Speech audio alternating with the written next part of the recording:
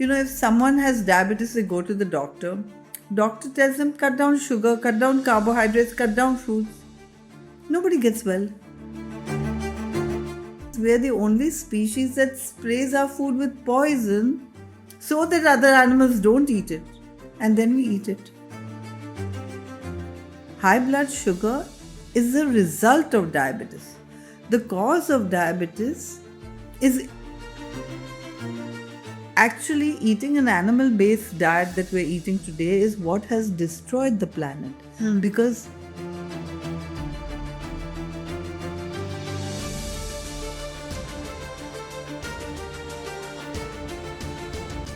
Welcome to Rashmi Conversations. Um, the discussions around lifestyle diseases, it's become a part and parcel of everybody's life today. Social media is filled with information on what to eat, what not to eat, what to do to have a high metabolic rate and, to not put on weight and everything. Today, I have with me Dr. Nandita Shah. She is a diabetes and hypertension reversal expert. In fact, all lifestyle diseases, and she's a founder of Sharan, where she helps people adopt a holistic lifestyle. So I was just reading the other day, and India today is the second. Uh, is at the second place as the diabetic capital of the world, where around over 77 million people are diagnosed with diabetes. And I mean, pre diabetics, we don't even know the count. Uh, and the sad thing is, the age group of 22 to 39 is where there's the sharpest increase in diabetes related cases. Um, Dr. Nandita Shah, welcome first of all. thank And you, Rashmi. I really want to start with asking you that reversal of diabetes in 21 days, that's a very big claim to make. What do you do? And share about your, tell us about your career, which has led you to make such a huge claim through Sharan. So, Reversing Diabetes in 21 Days is the name of my book. Right. Ah, The reason that they named it that was because I've been doing 21-day health retreats where people come in and we do all the tests in the beginning and all the tests in the end. And we started it with a diabetes retreat, but now all the retreats are for any lifestyle disease. The best part about diabetes is that, it's easy for people to check on their own so they know exactly what's happening. And same with hypertension, right? The other things are a little more difficult to check, correct, on their own, right? But in the 21-day health retreat, we check all the tests in the beginning and all the tests at the end. And our goal during the retreat is to cut down medicines. And I've seen lots of people reverse diabetes in just 21 days. Even 30 years of diabetes have been reversed. I've seen people who are on insulin go out on zero insulin in these days. But if you buy the book and you start doing it yourself and you don't do everything perfectly, of course it can take a little longer, right? The more you do, the more you get. Doctor, tell us a little bit about yourself and what led you to forming Sharan. Yeah. So Sharan stands for Sanctuary for Health and Reconnection to Animals and Nature. And I became a homeopath because I was interested in holistic. Like homeopathy is the only one I know that really treats at the intersection of mind and body. And mind and body are always connected, right? So but as I practiced homeopathy and I even taught it all over the world, as I practiced homeopathy, I realized that whether it's homeopathy or Ayurveda or allopathy or any pathy, medicines only temporarily remove symptoms. Medicines cannot cure as long as the cause of the disease remains, Right. right? So, what we work on now is removing the cause of the disease. Like, if someone comes to me with diabetes, I am looking at them and saying, what are the causes of diabetes in this case? How can we remove them? How can I give them the tools to remove them? Because any change is difficult for anyone, right? But we also have to understand that we can't solve a problem by continuing the same lifestyle within which it was caused, Yeah. right? So they know this when they come. and they're ready to make the changes, and I just need to give them the tools to make those changes so that they get well. For example, if someone has diabetes, they go to the doctor. Doctor tells them cut down sugar, cut down carbohydrates, cut down fruits. Nobody gets well. Yeah. The reason nobody gets well is that sugar is not the cause of diabetes. High blood sugar is the result of diabetes. The cause of diabetes is insulin resistance. And if we start looking at what are the causes of insulin resistance and remove that, diabetes has to go. Not really diabetes has to go. See, most cases of diabetes, type 2 diabetes, will get better. There are some cases where they've been treated with medicines in such a bad way that their pancreas are burnt out. Then they may not get better. So, but most cases will get better. We all know that poor eating habits, sedentary lifestyle causes a lot of issues, diabetic or any lifestyle disease. Is there anything that has not been spoken about today and people are unaware of, which is actually, in your observation, a very big factor that contributes to the growth or increase in the lifestyle diseases? Absolutely. See, today we're eating and living the way we've been taught to by our culture, our society, advertisements, rather than the way we've been designed to by nature or God. Right? What does this mean, doctor? Every animal eats by instinct. If you have a cow will naturally eat grass. If you have a lion will naturally eat another animal, right? But when it comes to us, we have been told that we're omnivores. And we have been taught to eat foods that are not suitable for our species. So let's, for a moment, look at our instincts. If we were on a farm or an orchard and we see fruits and vegetables, we automatically feel like picking them, right? Like the cow that will automatically eat the grass. These are our foods. We can pick them, we can eat them raw, right? Similarly, if we see a chicken walk by or a goat or a cow, will our mouth water? No. No. Why? Because we can't pounce on that animal, we can't tear it apart, and we definitely can't eat it raw. Correct. Like a true omnivore or a true carnivore, which means we're not a true omnivore, right? But we thought we were. And we know very well that vegetarians and non vegetarians get the same disease. And that's because meat and milk have the same properties. Now, if you think about milk, every baby loves its mother's milk. But when you first give cow's milk to a baby, no baby appreciates it.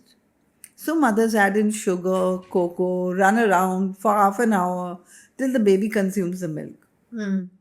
That's because this is not our food. Every mammal produces milk only for their young.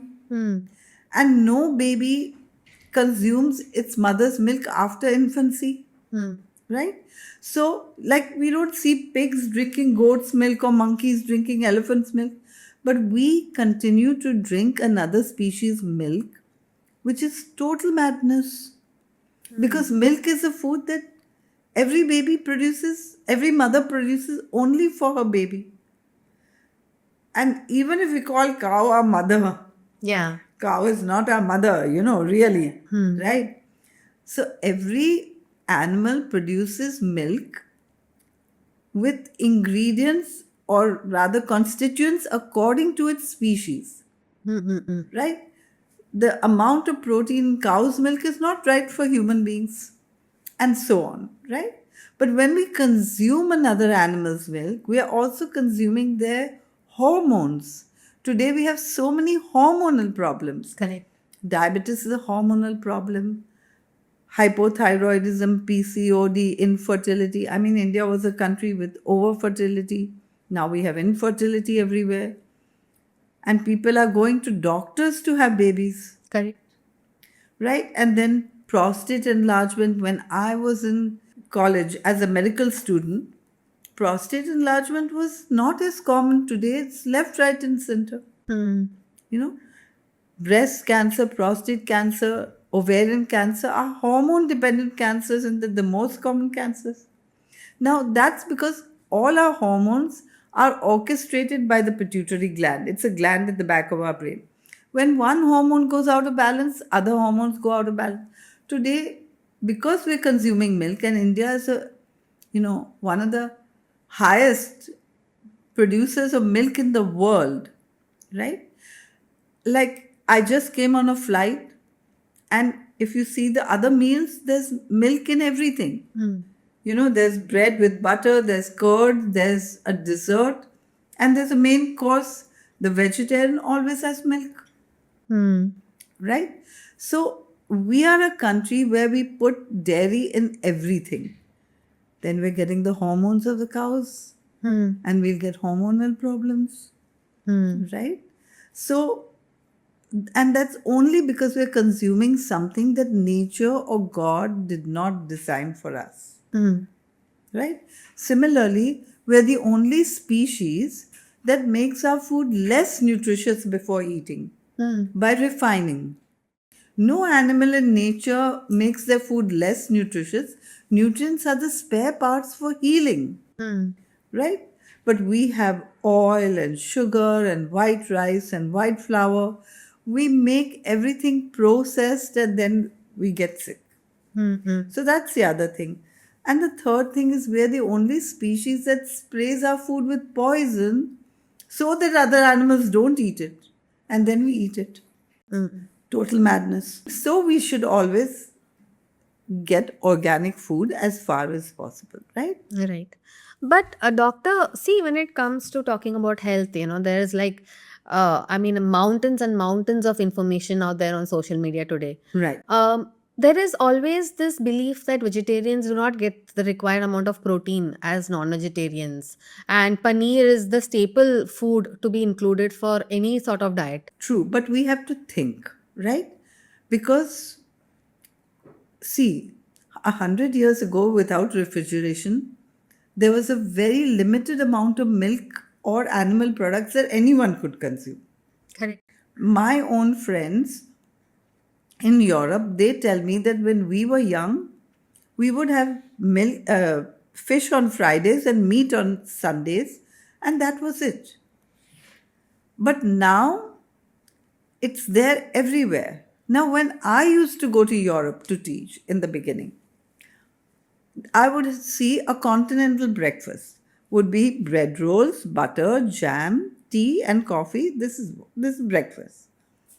But now, if you go to those same hotels, then there are all kinds of cold cuts, all kinds of eggs, all kinds of cheeses, different kinds of milk, even, and all kinds of sausages, and people just tuck it in, right? So everything has changed. Now, before, even if they have a little bit of butter, they won't get so sick. But now it's everywhere, right? Hmm. Same with India. When I moved to Auroville 26 or 27 years ago, people ate meat on Sundays. The roadside slaughterhouses would open up on Sundays. It would be the only day. But now it's part of every meal. So things have changed drastically just because we can afford it, right? But where were people getting protein before? If you think about all of Asia, whole of Asia never consumed milk except the Indian subcontinent, right? Hmm. There's no milk in Sri Lankan food, there's no milk in Burmese food, there's no milk in Thai food, Japanese food, Chinese food, whatever. They didn't have a dairy industry. I mean, I remember that, in 1980s, I went to Hong Kong and I noticed that people in Hong Kong were fat. But just cross the border to China. I mean, it's just there. Hmm. Everyone's slim and trim. Because milk is the food for growth. If you just consume milk, you will grow and grow, right? But we have to understand that protein deficiency doesn't occur. Like we are talking about protein, have more protein, and most people don't know that. I mean, if I ask people, what do you need protein for? They'll say muscles. Because they have been told by the gym trainer that they need protein. You know, you are one of the few advocates who I've heard who's advocated against consumption of protein supplements. Usually, we everybody I listen to say that we are a protein deficient nation. Just think about it. Protein supplements are a man made processed food. Do you think man will be right or God will be right? I mean, think about it. Where do the cows, elephants, or even horses with, we talk about horsepower, where do they get their protein from, right? The only manufacturer of protein in this world is plants. Hmm. So, all animals get their protein from plants or other animals that eat plants, Hmm. right? We can get it directly from plants. And we don't need to get the fat and the cholesterol and the other things which cause problem because we need fiber. Our gut microbiome works on fiber. We're getting diseases because we don't get enough fiber. Fiber is only there in plants. But even plants, if you refine them, the fiber is gone. Right?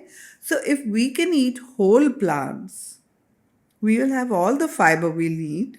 We'll also have all the protein we need. Today, if I ask you, do you know anybody with protein deficiency? Nobody knows anybody. Nobody knows what are the symptoms of protein deficiency. Nobody knows anything. We're just listening to people who are telling us all kinds of things and believing it on top without thinking, right? So, today, every doctor knows that we have diseases of protein excess. Today, we have so many cases of chronic kidney disease. This is disease of protein excess. Today, we have so many cases of gout, protein excess, acidity, or also osteoporosis. Nobody understands this, really, nobody understands how osteoporosis is caused by protein excess, Is it? but it is. Yeah, the countries with the highest consumption of dairy, believe it or not, have the highest incidence of osteoporosis. These figures are there, right? So, why? I mean, we don't even have to look abroad, right? We just have to look in India. We know people with osteoporosis, yes or no? Yeah. Do you know people with protein deficiency? Not no. Okay. You know people with osteoporosis, right? Were they consuming milk all their life? Yeah. Then how did they get osteoporosis? If we need milk for calcium, suppose, how did they get osteoporosis when they were consuming milk all their life? We have to start thinking about these things, right? Actually, our body is alkaline. If we consume something which is acid, then the acid has to be neutralized. Our body is slightly alkaline. So, but the pH has to remain constant. So, if we consume acidic things, then body neutralizes it by taking calcium out of the bones, neutralizing Ah. and causing kidney stones along the way. Okay. Right? Hmm. So, protein, you must be knowing, breaks down into amino acids, right? It's acid yielding in our body. Yeah. And so is tea and coffee and sugar and alcohol and all the addictive things, right? So, if we can change just a few things, we can recover from all these problems and even prevent them. You're saying that today if you see there's a huge shift in lifestyle diseases becoming a disease of the younger generation. Right. Um, it's permanently changing how the metabolic functions work in a body. Everybody's metabolism is slowing down like much before than their 50s and 60s. Uh, is it is it possible that the children being born from such unhealthy parents will chronically have diseases very early on? No, I mean, unlikely. See, what we inherit is the way of eating, right? Parents are unhealthy. If we eat the same things as they ate, Correct. if we live the same lifestyle that they lived, we will get sick. You know, Of course, there's something of hereditary, but genes are just a gun. Whether we pull the trigger or not is in our hand. Yeah. what are the types of lifestyle diseases that can be reversed realistically? Diabetes, hypertension, hormonal problems. Hormonal problems can be reversed. Absolutely, because we are causing it, right? Hormonal problems, and there's so many hormonal problems that can be reversed. And then also some autoimmune diseases, not all. Also, some like cases of cancer have reversed in some cases, not all. Really? Yeah.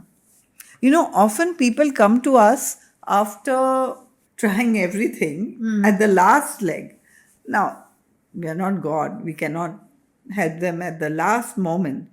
But we can definitely help them if we catch them early enough. Because, see, medicines can only remove symptoms. Chemotherapy can only kill fast growing cells. Cancer cells are fast growing cells. But if you don't remove the causes of cancer, it will come back. It does in so many cases.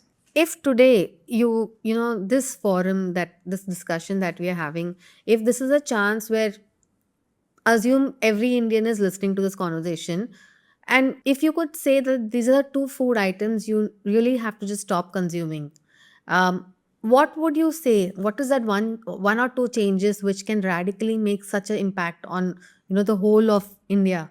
Anything with fat. Fat means oil, ghee, butter, but it also means all animal products because you boil milk, meat, fish, or chicken, you get fat on top, right? But if you boil, even plants have fat, we need some fat. But if you boil a piece of coconut or peanuts or sesame or any of the plant based whole fats, you will not get fat on top. That's because it contains fiber, right? So I would say that we should not consume any fat, right? Anything with fat. And we should not consume any animal products because animal products don't contain fiber. If I had to say only two, I never limit myself to only two. Yeah. I teach people how to eat the way they're used to eating with the same meal plan, but just making it healthier through healthy cooking techniques. Like, for example, cooking without fat. I teach people how to fry onions without fat, make samosas without fat, do a tadka without fat. And we have fabulous cooking classes at Sharan so that people can learn these techniques and their food will taste very similar or same as what they've been eating. Tell me more about Sharon. What is the experience of a person who comes to you for 21 days? And why do people, look for you and come to you? See, 21 days is So something whatever. that we have Yeah. only once a year. We have other shorter retreats.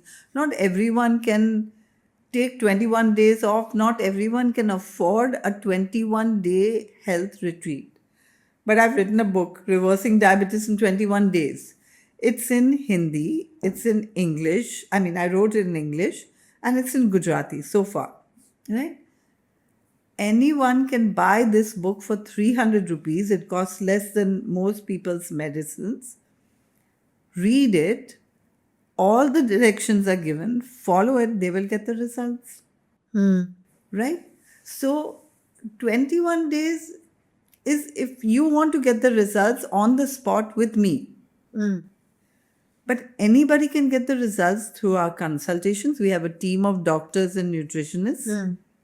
They can get the results by reading my book.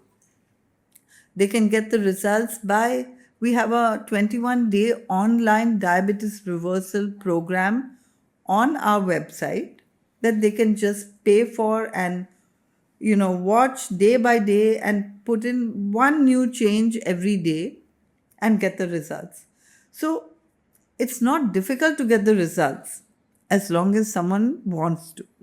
You spoke about fertility, India being a highly fertile nation to now becoming, people having to go for fertility procedures to get a baby. My niece, 14-year-old niece, was diagnosed with fatty liver. I feel that hormonal issues are happening way early at 13, 12. Menarche is starting at 9 today.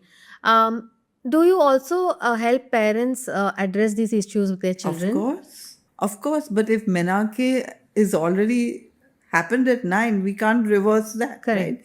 Therefore, every parent needs to understand this so their children are happy, are healthy, and so that they are also healthy enough to bring up children. Mm. I heard that starting at 8 or 9 can have long term issues, with osteoporosis happening earlier. Osteoporosis naturally happens to all women to some extent Hmm. uh, after menopause. Hmm. If they have menarche early, they will have menopause early. Early. Okay. Therefore, Oh, okay, okay. So if a child has had a menarche early, they have to also have their children early because then their life cycle of the reproductive organs is ending early yeah, I mean, because they're getting into menopause early. right. Tell me a little bit about your other passions, doctor. What do you do? I mean, what is your philosophy in life? See, I'm always interested in holistic, right?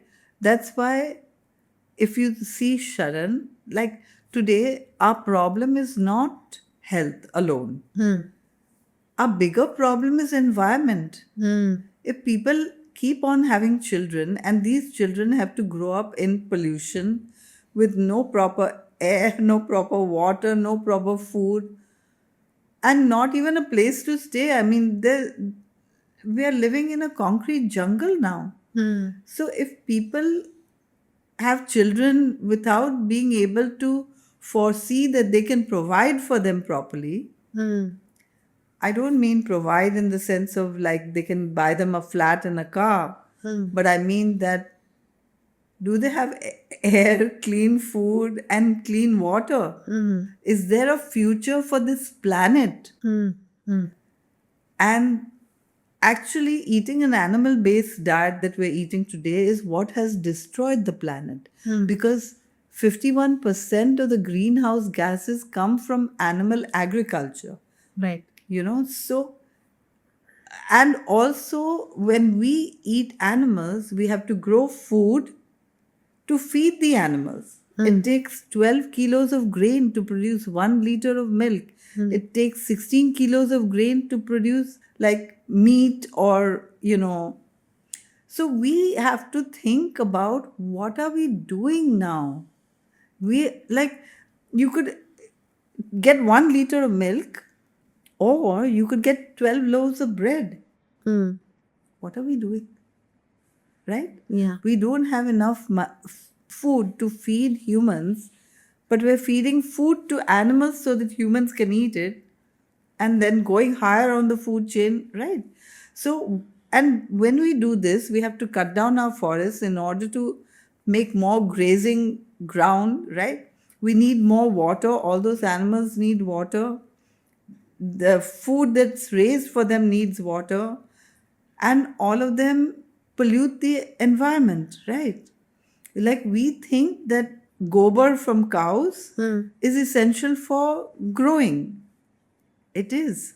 But now we have too much of it Hmm. because there should be a certain number of cows per acre. We are way beyond that, Hmm. Hmm. right? So all this is causing greenhouse gases, pollution, so much. Doctor, but access to organic foods is something which comes easily to the privileged, right? I mean, sometimes I even doubt the organic labels because I believe that for a farm to truly be organic, around 5 kilometer radius should also not be using pesticide. I think. For sure, for sure. But I think that organic should not even be labeled. Hmm. It's the sprayed foods that should be labeled, right? Yeah. Oh. I mean, organic was the original. We have destroyed that. We have started spraying pesticides. Just think a forest doesn't need pesticides in order to grow, it grows by itself. Everything grows by itself. We don't need all fertilizers, pesticides. But the minute you use pesticides, you kill the insects that were making the fertilizer. Then you need fertilizer, Hmm. right? So actually, it costs more to produce today's conventionally grown foods. It costs more. Why do organic cost more? Because to bring it from the farm to the consumer, it takes more. Like when you have farms, in the countryside, when you have farms and a truck just goes by and collects tomatoes from all the farms. Hmm. But the organic farm cannot give their tomatoes to him. Hmm. Right. So those things have to be separately transported to where we're eating. Right? We have messed up our whole everything. Because if we were living in nature, growing our own food, eating off the land rather than building on the land more and more, we Hmm. would be healthy. Like today, the problem is not physical diseases.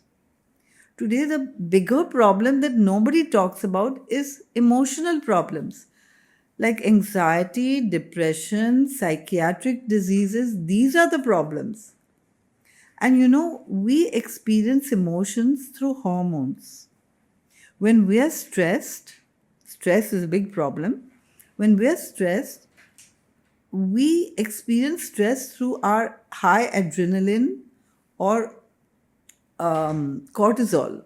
And when we're happy, it's serotonin or dopamine, right? Hmm. Now, when we consume animal products, the animals are always stressed. Hmm. We're consuming their hormones. Hmm. These are borrowed hormones. Right. So we are borrowing emotions through the animals that we eat. Hmm. And even psychiatric diseases can be reversed. Oh my God, really? I'm not just saying only with food, Of with course. food and lifestyle changes, Mm. right? For example, something like a Thyronorm. I take Thyronorm. It's been 3 years now. And people with a lot of lifestyle chronic diseases do take a tablet, one pill at least a day. Have you observed long-term impact of taking such tablets? Maybe people who have consumed it for 20, 30 years. I mean, every medicine has side effects, right? Mm. So, yes, I mean, maybe just by taking Thyronorm, you don't have so many side effects. Although today, many of the hypothyroid patients actually have autoimmune disease. Hmm. And so they have other symptoms of autoimmune disease, like fatigue or brain fog or different problems, that can be eliminated if they are willing to do it, right? Mm-mm. So I really recommend thorough testing, which is what most people haven't done, and then removing the causes and getting well, right? See, our body produces symptoms in order to tell us that something is wrong. If we take a medicine and cover it up, body's duty is to shout louder. Mm. So it has to produce a new set of symptoms. And then again, like I see people, they have hypothyroidism, then diabetes, then hypertension. They're taking medicines for everything. And then the next one comes. Hmm. I mean, this even has a name, having all these together. It's called metabolic syndrome because so many people have it, different diseases together. Okay, doctor, anything else that you would like to put it out there, to people who are watching us today? I would like to tell everyone that there's absolutely no reason to get sick in most of the cases, Hmm. right? Today, we are also getting sick because of chemicals. We have chemicals all around us, perfumes and we're eating chemicalized food, we're brushing with chemicals, we're spraying ourselves with chemicals all the time. Chemicals are hormone disruptors. Chemicals are carcinogens. We are creating our disease because of lack of knowledge. And just a little knowledge can help put disease out of the picture. People can reach out to you on the Sharan website and just, maybe just have a chat with you to educate themselves. Kind of, and not actually. So, we do have a short diagnostic consultation that they can pay for and have a short chat, which I don't really recommend because, I mean, what's the point of a chat? If they want to ask whether something can be helped or not, they can just send an email and ask. But if it can be helped, are we ready to get well? If yes, then they should book a consultation and start working on themselves, or you know watch something on our website or on our YouTube channel to learn more. And we have all kinds of classes so that people can take things bit by bit and get into it. So there's so many ways. Whatever suits you, you start. Right. We have to start somewhere. This was such an interesting conversation, Doctor. Thank you so much. I know you've been traveling and you still took the time and came here. I really hope that the people watching today's episode have, you have literally given them food for thought. And I mean, you're doing a great job. It's a very humongous task that you're trying to do. Change the way people perceive their reality around food and lifestyle. Well, I'm just trying to put the truth out. Right. It's up to each person whether they want to get well or stay sick. Stay sick. Right, right. Thank you, Doctor. Thank you so much again, for having this chat with me. And yeah, I hope you enjoyed Thank the you, conversation. Rashmi, for having me here.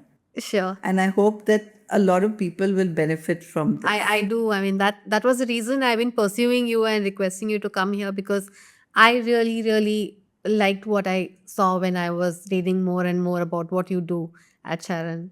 Thank you. Thank you, for that. Doctor.